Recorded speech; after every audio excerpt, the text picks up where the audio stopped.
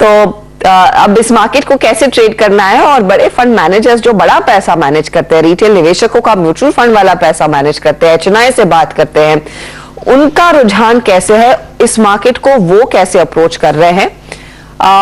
हमारे साथ आनंद राठी ग्रुप के को फाउंडर और वाइस चेयरमैन प्रदीप गुप्ता जुड़ गए। प्रदीप, आफ्टरनून।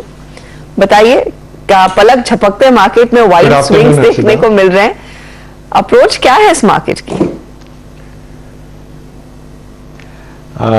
सबसे पहले तो सीएनबीसी आवाज के सभी दर्शकों को मेरा नमस्कार।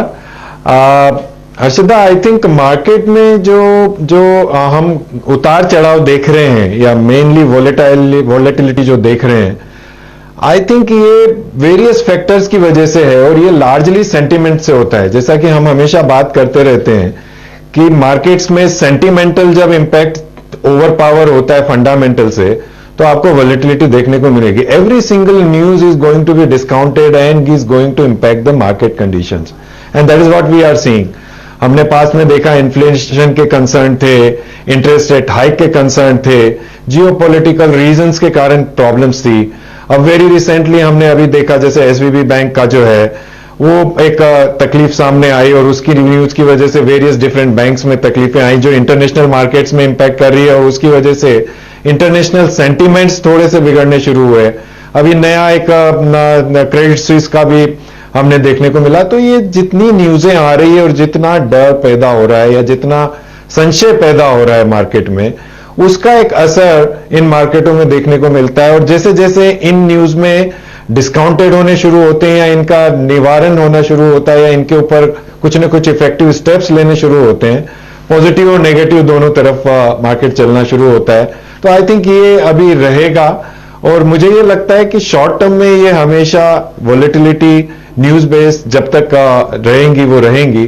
बट जहां तक सवाल है लॉन्ग टर्म का, और लॉन्ग टर्म में मैं हमेशा बात करता हूं 8 महीने से साल भर से 3 साल, सो 1 से 3 साल का अगर पीरियड देखें तो जहां तक इंडियन कैपिटल मार्केट का सवाल है, मैं अभी भी बात करूंगा कि अच्छा लगता है, क्योंकि इनहेरेंट एडवांटेज जो हमारे इकोनॉमी में मिल रहे हैं, हमारे मार्केट्स को बिकॉज ऑफ इकोनॉमी मिल रहे हैं, और जो रिफॉर्म्स हुए हैं या जो पॉलिसी मैटर्स पीछे लिए गए हैं वो इस तरह से प्ले कर रहे हैं कि हमारी इकोनॉमिक ग्रोथ एटलीस्ट इस साल भी, जो अगले साल की मैं अगर बात करूं तो 6% प्लस समवेयर आने वाली है, जो कि अगेन अगर वर्ल्ड पर्सपेक्टिव में मैं बात करूं तो काफी अच्छी है और वर्ल्ड में probably one of the highest economic growth देने वाली नजर आती है। तो ये सब देखते हुए लॉन्ग टर्म अभी भी मैं मार्केट में सलाह दूंगा कि इन सबको बिकॉज ऑफ इस वॉलेटिलिटी या जो हमने मार्केट नीचे देखा ऑलमोस्ट 8 से 10% नीचे है मार्केट अपने हाई से, तो ये एक अपॉर्चुनिटी है to enter into equity and invest in various different equities जहां पे वैल्यूएशंस अच्छे नजर आते हैं। तो लॉन्ग टर्म निवेशक के लिए तो शायद फिर इससे बढ़िया मौका नहीं मिलेगा कि आप अच्छे खासे स्टॉक्स आइडेंटिफाई करें और ट्रेड करें। आपके क्या क्लाइंट्स लार्जली बड़ा पैसा लगा रहे हैं इस मार्केट में, या फिर वो अभी साइडलाइंस पर बैठे हैं? उससे समझ में आया कि शायद डर है कि और ये क्राइसिस डीपन हो सकती है, मार्केट शायद और करेक्ट करेंगे। हर्षदा, आपने बिल्कुल सही कहा। अभी मार्केट में भी क्लाइंट्स में अगर मैं मेरे क्लाइंट बोलूं या मार्केट में ओवरऑल कस्टमर बेस जो इन्वेस्टर हैं या जो निवेशक हैं, उनकी मेंटेलिटी ऑलमोस्ट सेम साइड से जाती है। जब भय की टेंडेंसी मार्केट में होती है और सेंटीमेंट से इंपैक्ट होती है तो वो रिफ्लेक्ट करती है कि हाँ, वो भी एक बार होल्ड कर जाते हैं अपने इन्वेस्टमेंट के डिसीजन को।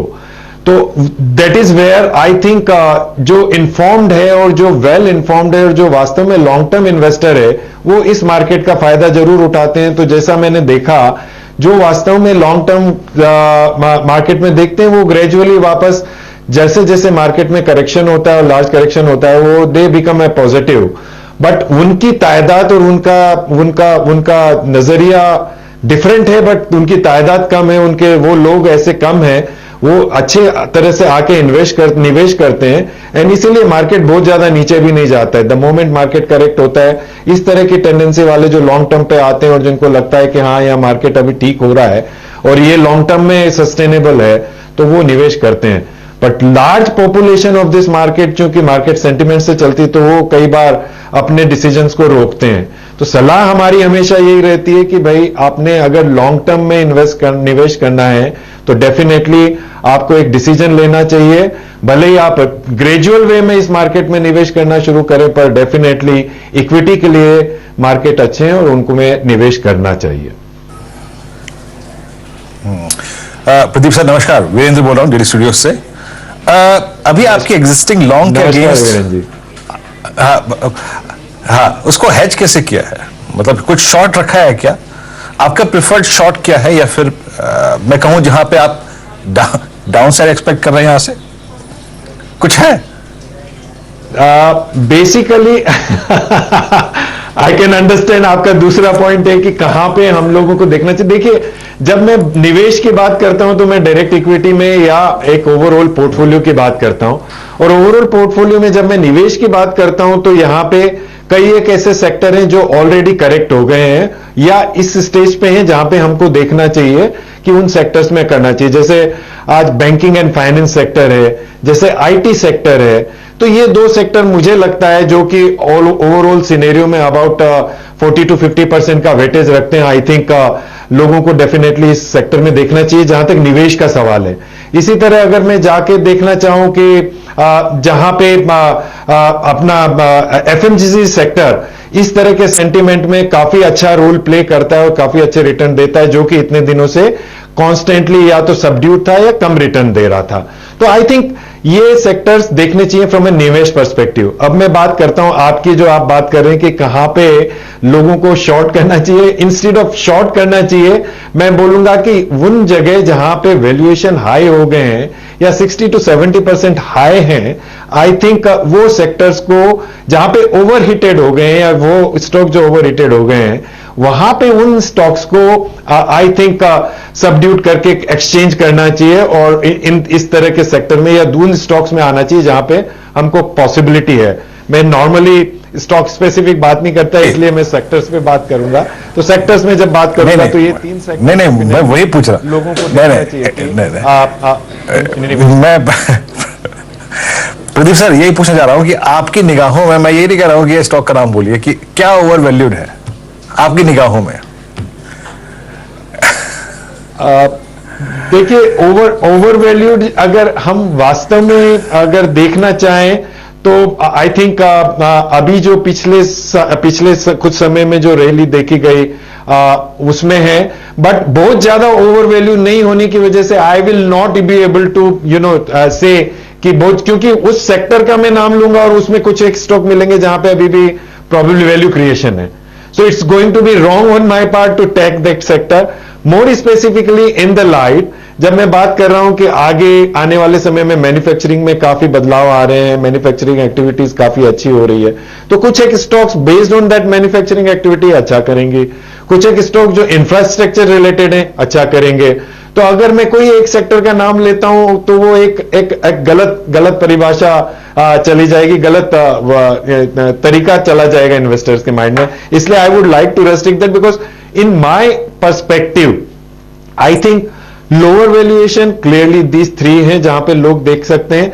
उनमें स्टॉक स्पेसिफिक उन सेक्टर्स में जहां पे कुछ एक स्टॉक काफी अच्छे हैं, फॉर एग्जांपल अगर अपने बात करें तो बेयरिंग से रिलेटेड है या सीमेंट से रिलेटेड है, कुछ एक स्टॉक काफी अच्छा कर सकते हैं बिकॉज वहां वैल्यूएशन ठीक है। कैपिटल गुड्स सेक्टर है, वहां पे पीछे भी तेजी देखिए, आगे भी कुछ एक स्टॉक्स ऐसे हैं जहां अच्छा काम हो सकता है। So rather than talking on specific दो sector, I think I would rather say कि एक बैलेंस पोर्टफोलियो क्रिएट करें with more focus on these kind of 3 sectors, other sectors पे थोड़ा कम वेटेज करें जो कि आपका इक्विटी है। एंड इसी आपके माध्यम से मैं एक और बात कहना चाहूंगा, इस समय में कई बार पोर्टफोलियो एलोकेशन जब बात करते हैं तो वेरियस डिफरेंट एसेट क्लासेस को भी देखना जरूरी है, जो कि हमेशा भूल जाते हैं। हम जब यहां बात करते हैं खाली इक्विटी पे बात करते हैं, other asset classes which is probably commodities in gold and debt is in various different mutual fund, through mutual fund or bond. I think these are the two other sector जहां पे कुछ ना कुछ percentage of allocation रहना चाहिए, और वहां पे डेफिनेटली निवेश करके रखना एक अच्छा total overall healthy portfolio creation होगा किसी भी निवेशक के लिए। तो ये एक देखना बहुत जरूरी है मेरे हिसाब से।